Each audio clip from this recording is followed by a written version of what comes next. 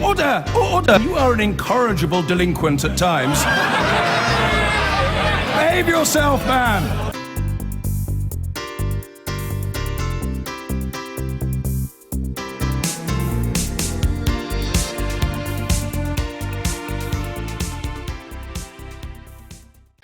Now, one issue preoccupying MPs this week, the looming boundary changes, which will mean a cull of 50 of the existing 650 MPs. Something that will arguably affect London more than any other region. Neil Coyle, do you really think this is gerrymandering by the Tories?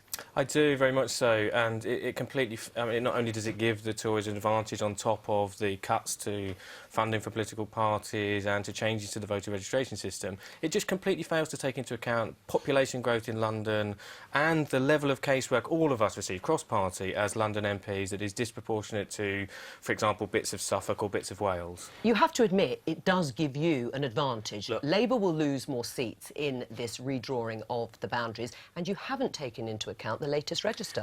What Labour and the Lib Dems are saying here is a total travesty.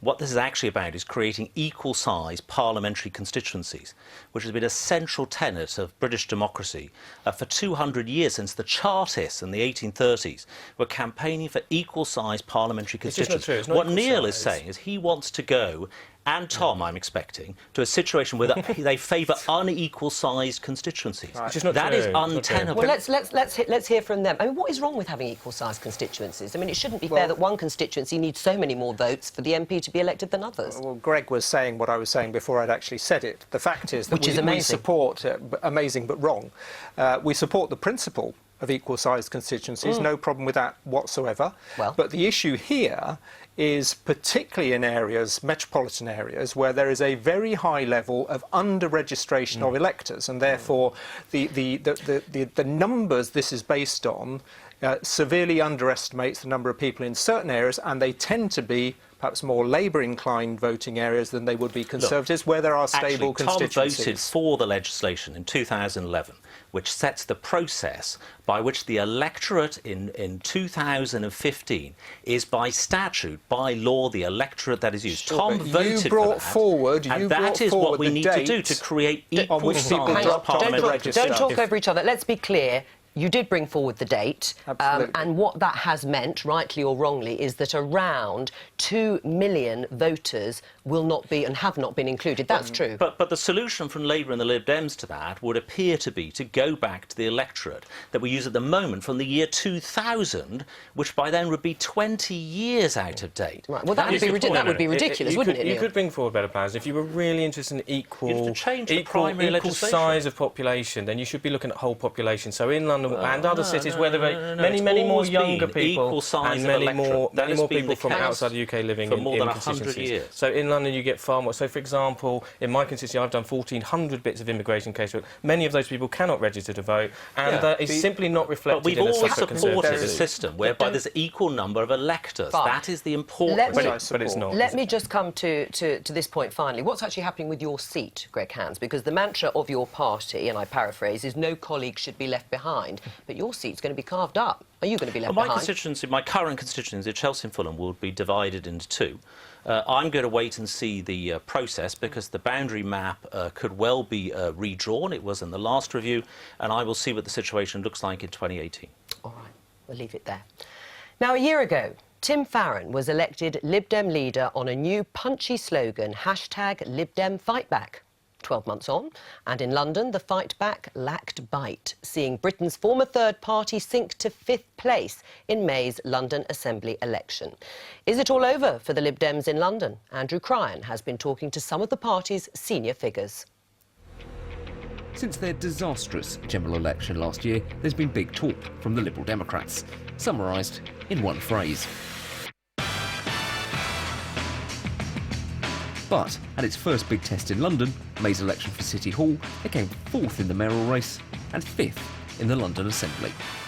Yes, we'd have loved to have done a little better in the Assembly elections, but Caroline Pidgeon is a wonderful leader for us here in London, whose voice really cut through. But I think the moment where the Liberal Democrats' fortunes in London transformed was the moment after the referendum when it became very clear to the people of London that the only party backing our future in Europe, still believing there is a possibility that we can have a vote that could keep us in the European Union, is the Liberal Democrats. They call it a fight back, but what can you actually find on the ground? One of the party's biggest losses at the general election was in Bermondsey and Old Southwark, which they'd held for 30 years. It's never the end of Simon Hughes. Once said the former Lib Dem MP Simon Hughes of himself. He's fighting to win his seat back. I'm not being arrogant. I don't think it was an anti-Simon vote, an anti-local Liberal Democrat vote. I think it was to do with what has happened nationally, and I think we can win the seat back. I don't have it taken from me. Once we've won it back, then in time I can give it to somebody else. Simon took us to meet people in his stronghold on the patch. We are lost without him. Really? Yes. Wow. He's like a dad to us. He's been looking after. He don't care who you are, what you are. He cares for each and everybody. Simon's a great guy. As an MP, unparalleled. We will make sure people understand that there is a personal choice between the MP they had before and the MP they've just had for the last little while, and then there's a political choice, and it's a Labour, Liberal Democrat political choice. But the Lib Dem fallback in London hasn't just been to Labour. In Twickenham, former Cabinet Minister Vince Cable lost his seat to the Conservatives. Now, it's hard to think of anywhere in London that's more different to Bermondsey than where I'm standing in Twickenham. The politics here are completely different as well. They kicked out the Lib Dems and instead voted Conservative, suggesting that it's unlikely the problem here was that they were seen as being too close to the Tories. The key slogan that the Conservatives had was Cameron or chaos. Well, we've no longer got Cameron, and we've got the chaotic aftermath of the Brexit vote, which of course the majority of people in this area opposed. So, according to the party, they lost in leafy Twickenham because a vote for the Lib Dems was seen as a vote for Labour. In the inner city, because voting for them was a vote for the Tories. Not an easy place to get out of. Support at the moment is patchy. You know, we have strongholds, we have areas where we've formerly had MPs, and I think we're realistic that the fight back's going to come in stages. There's not going to be some sort of miraculous overnight recovery of the position we had before the coalition, but there is a very positive attitude in the party. They feel we've really got something to say. But with just one MP left in London, one council under their control, and since May, one Assembly member, there's a long, hard battle ahead for the Lib Dem fight back. So, the big question, Tom Brake, is, are you known as Dad in your constituency? But anyway, moving on from Simon Hughes making that claim as the former MP in Southwark and Bermondsey, this Lib Dem fight back, it's just not going very well, is it? Well, as I think Vince set out there, it's going to be a battle. We're realistic about that. But, for instance, since the general election, we've seen party membership increased by 120%, and that's increased in areas where we're not very strong as well. So I think that's a good sign for the party longer term. They haven't actually, apart from the 2015 mayoral elections and assembly elections, which have always been a very difficult nut for us to crack, because that is par excellence a two-horse race. But you did really badly. You did really badly in London, because actually Caroline Pidgeon came in fourth. Always been a battle between Livingston or Johnson, or a battle between, in this case, Sadiq and Zach Goldsmith. It's very difficult to break through into that. But in terms of council by-elections, which is the other way of measuring things, then we've held a seat in my constituency, we've held a seat in Kingston, we've held a seat in Southwark, and indeed we took a seat from the Conservatives in Richmond. And now Richmond is very interesting because, of course, if Zach Goldsmith does what he said he's going to do and resign when we expect the third runway to be announced at Heathrow, that is a borough in which we have won a seat from the Tories on the council, and I think is a very interesting prospect for us. Right, but at the moment, as it stands, apart from the by-elections that you can point to, in vast swathes of London, you're nowhere. Well, in vast swathes of London, what we've also just had, of course, is the EU referendum. And what we had there was, across the country, 48% of people voting to stay in, and we are the only party that is united on that issue. So why didn't it translate into votes? Well, and maybe it will do so in the future. If those 48% of people want a party that is united on an issue that was fundamental to them, then they only have one party to come to, and that is the Liberal Democrats. Right, but if we look at the mayoralty again, Caroline Pidgeon, the candidate, came fourth. In terms of the London Assembly elections, the Liberal Democrats were fifth. I mean, even UKIP did better, if you're talking about starting from a low base, than the Liberal Democrats. Diane James is now the party's new leader. She'll be hoping to build on that. How on earth do you come back from that? Well, I think we come back on from that because London is a city which is open and tolerant.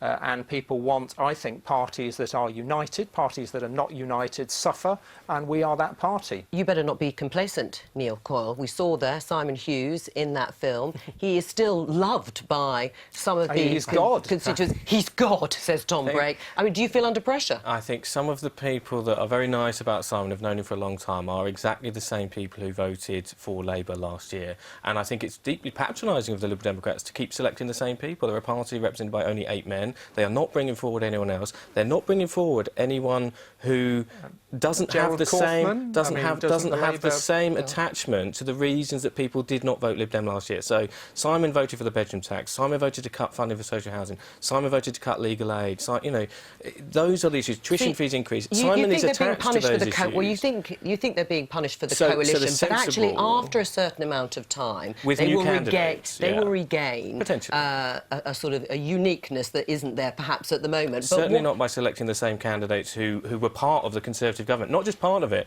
but ministers within a Conservative government. Do you think Jeremy Corbyn will help be the defender of seats like yours? Bermondsey North Southwark is a Labour-Lib Dem fight again at the next election, it seems. So there is a progressive vote in my constituency, and I'll be working hard. You know, the casework I do, week in, week out, thousands of people I've helped already. You didn't answer the question whether Jeremy Corbyn will help. Well, I think the Labour brand is still very strong, and I'll be working hard to make sure that it's a Labour hold at the next election, whether we have Jeremy or Owen Smith. Owen Smith is potentially going to be announced as our new leader next week. Right. You worked, of course, with the Lib Dems in government. What do you say? I mean, they, to some extent, have taken the pain, haven't they? They really did pay a high price for working with you.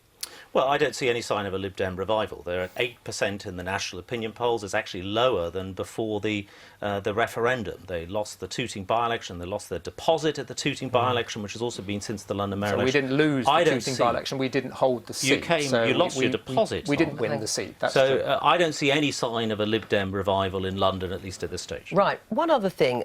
There was a survey done by the Social Market Foundation, an opinion, and they found, interestingly, that more UKIP voters identified themselves with the centre of politics than Liberal Democrats, presumably because they feel, post-Brexit, they're more in tune with the national psyche than your party. Well, I think our party traditionally has appealed to people on issues to do with the environment and civil liberties, and I think part of the process that we are going through is reconnecting with those people who perhaps were disillusioned with the fact that we went into coalition. I think that is the first stage of the process. But actually, if you look outside London, where there have been a significant number of council by-elections, actually we are the party since May last year that has actually gained seats, and we've gained from all parties. You're 8% in the polls, Tom. That's right. Not a requirement. In actual ballot boxes, we are the gainers in the council by-elections since May. Let me just interrupt there to say to Greg Hands, as you will know, there have been some quite senior defections from UKIP to the Conservative Party. Obviously, you have been sworn enemies in elections recently. Are you welcoming back those people into the Tory party? Well, we've just welcomed back, actually, a former Liberal Democrat MP who defected back to us. I'm talking about the UKIP. No, I know that, but we in general welcome people who follow Conservative principles and will rejoin the party or join the party. Obviously, there is a process involved there, but in general, of course, I welcome more people into the Conservative Party. I'm a Conservative. Thank you. The Mayor, Sadiq Khan, is in North America drumming up trade for London, but also, many think, making a point about Republican presidential candidate Donald Trump's proposed ban on Muslims travelling to the USA. Khan was with Canadian Prime Minister Justin Trudeau on Thursday. There are people in Daesh and so-called ISIS who say it's incompatible to be a Muslim and to hold Western liberal values. And by the way, there are far-right politicians in the USA, in the UK and elsewhere saying the same thing. Greg Hands, is he doing a better job than the government at the moment in terms of saying that London and the UK is open for business? Well, I think actually we're both doing the same job. I was out in the States last month. My Secretary of State, Liam Fox, was also in the States last month, drumming up support for UK business and for US investment. 1 million people in this country go to work each day to work for a US company. In the US, 1 million people go to work for a British company. And we need to make sure that the message is heard loud and clear. Britain is open for business, whether it comes from me, the Prime Minister Theresa May or Sadiq Khan. I support that message. Right, so you think he's doing a good job? Well, I support the London Mayor going to Montreal, Chicago, New York, talking about the importance of London for inward investment in the London economy. Yes, and in a way he's doing Liam Fox's job for him, isn't he? Well, as I said, Liam Fox was himself in the United States before Sadiq Khan, so nobody's doing each other's job for them. More fanfare, I think, for Sadiq Khan. The more voices we have saying that Britain is open for business after Brexit, and by the way, I think for Sadiq it's a convenient time to be away in the last week of the Labour leadership contest to avoid that one as well. So. Right, OK, well, a sideswipe there, obviously, at Labour. But if we get back to what the government is doing, do you think it was helpful that Liam Fox, your boss, described businessmen as fat and lazy in his bid to say we're open for business? I think he was making a general point that we need to do as a country better on exports. Only 10% of British companies currently export. We want to get that increase. We have a manifesto pledge to meet on that. Yeah, but he's not going to ingratiate himself, is he, with the business community if he is criticising them at that sort of personal level? I think the most important point here, Joe, is that we have to send the message that we need to be exporting more. We're open for business. We're helping foreign direct investors into this country and overseas direct investment from the UK. Clearly, it's not going to be helpful, him describing businesses here as being fat and lazy, and that I think is a really regrettable statement. And I think what he's also got to try and do is convince businesses, for instance, a business here in the UK that wants to start exporting to other EU countries is now, once we've left the European Union, is going to have a double dose of regulations to deal with. So I think he's going to need to be particularly careful in trying to help those businesses export. Well, you talk to businesses that, well, you should talk to businesses that export now to the European Union, because that is what they're saying. Well, what do you say to that? Well, I would say businesses are interested in the process, but they recognise, most businesses recognise the British people vote on the 23rd of June to leave the European Union. It's about now a question of getting the right relationship with the EU. Brexit must mean Brexit, and we need to get on with it. All right, let's talk about, you say you want to send a message that Britain and London particularly is open for business. What would demonstrate that very poignantly would be giving the green light to a third runway at Heathrow, wouldn't it? Well, we're making that decision shortly. On Heathrow, based on the environmental study that was done, looking back at the Davies Commission, that decision will be made shortly. We've been waiting for years, of course, for this decision, and we are still waiting. It's important to get the decision right. Well, it's taken long enough, but where do you stand on this issue? You have said repeatedly in the last few minutes, we are open for business. We need to show the world we're open for business. And will it be a free vote? Hang on a second. For post-Brexit sceptics, this would be a massive confidence booster business-wise. It's important. We are committed to runway expansion in the southeast. That is the most important thing. So you're supportive of the idea? No, I'm saying, yes, I am supportive of expanding our runway capacity. Runway at Heathrow? I'm in favour of expanding our runway capacity, and it's up to the Cabinet Committee and the Prime Minister to make that decision as to which choice. How difficult is it, though, for Sadiq Khan in a city like London, which voted to remain, but is working in a Brexit UK, having to sell London abroad? I think it's incredibly tough, and it really doesn't help to have other ministers making negative comments about British business. And for me and for my constituents, I'm just really proud that Sadiq is out there making a case, trying to attract foreign businesses, trying to ease those businesses that know it's going to be harder to recruit some staff, it's going to be harder to trade, potentially, with Europe. I have independent breweries and others who've made that point. But also, he could also be making the case, and I'm working with Sadiq on things like the Rotherhithe Bridge and other infrastructure development within the constituency. And again, he's making a really positive case there. Let's leave it there, because it's now time for the rest of the political news in brief.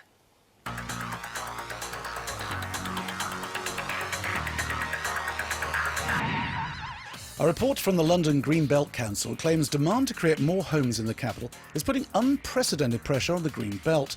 It says there are 203 applications to build on Green Belt land in London and the home counties. That would deliver more than 120,000 new homes.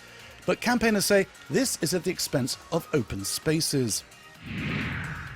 There were angry exchanges at Mayor's Question Time this week following Sadiq Khan's decision to veto plans to create a new private pension scheme at City Hall. Only person stopping us having that pension is you. Crikey, that was longer than any question asked by Assemblymember Russell. And on the BBC's Victoria Derbyshire show, Labour MP for Bermondsey and Old Southwark, Neil Coyle, said he would consider taking legal action against Jeremy Corbyn over being named on the list of alleged hostile MPs. Yes, and it would be the leader, not the party, because this has been issued apparently by someone in his campaign team, so it's not the Labour Party. Right, suing him for defamation. Mm. Wow.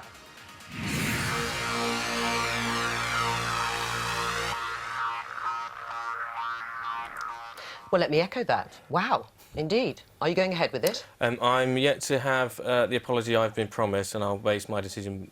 It depends on the nature. I still haven't been told exactly what I'm accused of doing, which is why it's so damaging. I've had a whole torrent of abuse caused by Jeremy and John McDonnell, and the leak that of this list. I'm still waiting for my apology. What sort of abuse? The same kind of trolling and nastiness and insults and accusations that I belong in a political party, and lots of different parts of the anatomy are being mentioned as well. But let's not go into charming. that. Yes, this is a daytime programme, so we won't go into too much detail. Have you spoken to the leader's office about this? Some of his staff have been such to claim he knew nothing about it, but clearly he did when he spoke on Sky News, and clearly this again demonstrates that whether Jeremy himself indulged in this, he certainly creates the environment where his supporters and his fan club, and John McDonnell in particular, it's his staffer that's been fingered, if you like, for causing the leak.